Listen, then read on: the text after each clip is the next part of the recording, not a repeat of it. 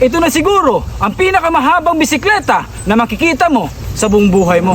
This is the hardest bike to drive because of the length of this bike is about 25 feet long.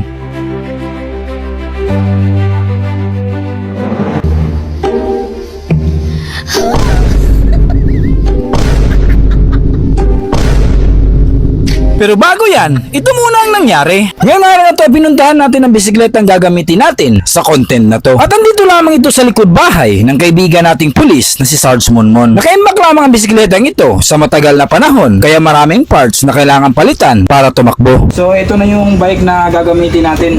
So medyo luma na sa katagalan kasi hindi ginagamit.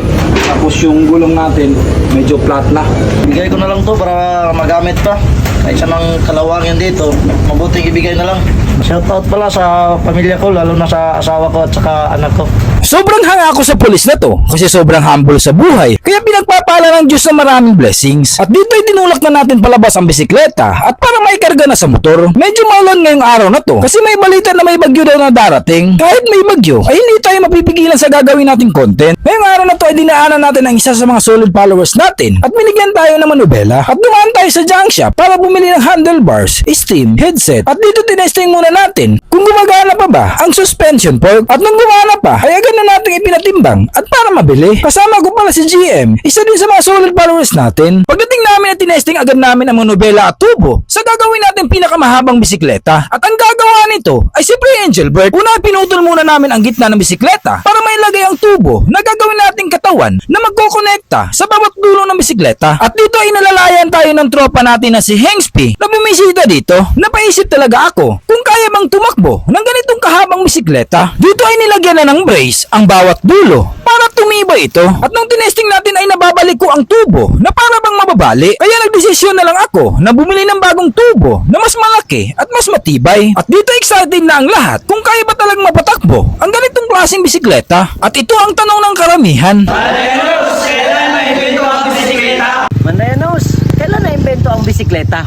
Ang pinakaunang bisikleta ay nabuo noong 1817 ay tinatawag itong Draisine o love machine sa Germany at ang nakaimbento nito ay si Carl von Drais na taga Wilhelm, Germany. Ang bisikletang ito ay isang walang pedal, kahoy, dalawang gulong na running machine kagaya nito at ito na itinutulak ng mga paa. Gayunpaman, ang unang pedal driving na bike na may mga crank sa front wheel ay lumitaw noong 1860s ni Pierre Michaud na humantong sa mas ligtas, chain driving na safety bicycle at ito na ang inihintay ng lahat, ang mapatakbo ang ginawa nating bisikleta.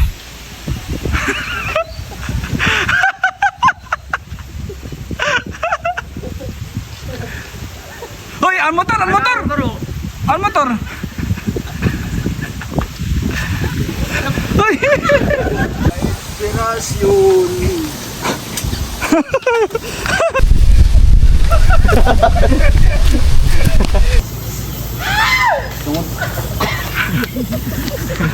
Buko muna yan. Ayaw. Ano masasabi mo sa bike na ito?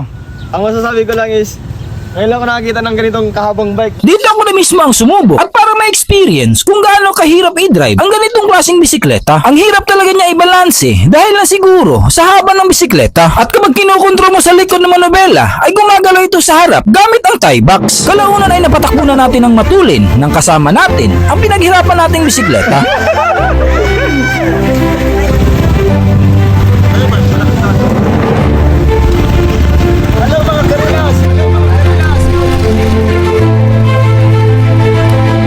This video is for content purposes at hindi ito ginagamit sa pang-araw-araw. This is Mandayanos. Ingat!